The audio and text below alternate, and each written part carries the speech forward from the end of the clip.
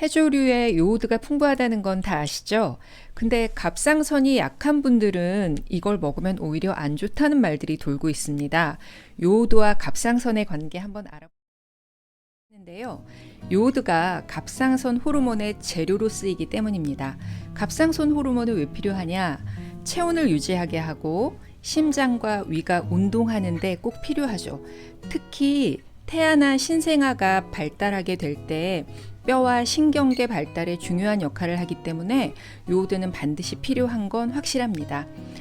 최근에 제가 흥미로운 기사를 읽었는데 파키스탄에서는 요오드 영양제 혹은 요오드 음식을 구하기가 어려워서 김을 이용하는데요. 그 김을 사기 위해 어디로 갈까요?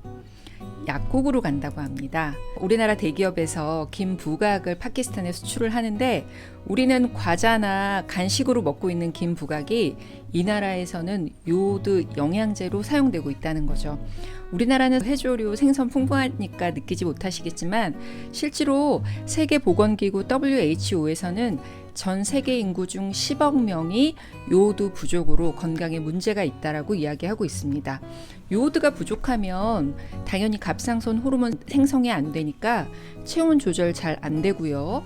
피곤하고 피로합니다. 또 태아나 신생아가 뼈 발달, 신경 발달이 되지 않기 때문에 임신 중에는 조금 더 신경 쓰셔야 하는 영양제 중에 하나입니다. 사막이나 내륙 지방에 거주하게 되면 요오드 음식 섭취하기 어렵습니다. 또 채식 위주의 식사를 하는데 거기에 유제품, 해조류, 생선도 드시지 않는다면 요오드가 부족해지기 쉽다고 하네요. 한국인은 어떨까요? 식약처에서는 성인 기준으로 하루 권장 섭취량을 150 마이크로그램으로 두고 있는데 기본적으로 한국인은 일반적인 식사를 하신다면 모두 다 그 이상을 넘긴다고 합니다. 그러면 한국인의 갑상선 기능 저하는 뭐 때문에 생기는 걸까요?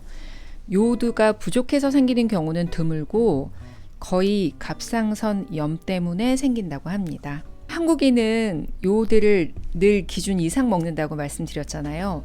그러면 갑상선 항진되는 거 아니야? 또 이렇게 생각하실 수 있어요. 실제로 우리가 요오드 음식을 아무리 많이 먹어도 그 중간에 갑상선 호르몬으로 전환시켜주는 특정 단백질이 있는데 그게 자동 조절 기능이 있기 때문에 필요한 만큼만 갑상선 호르몬을 만들어내고 그 이상으로는 호르몬을 만들어내지 않는다고 합니다.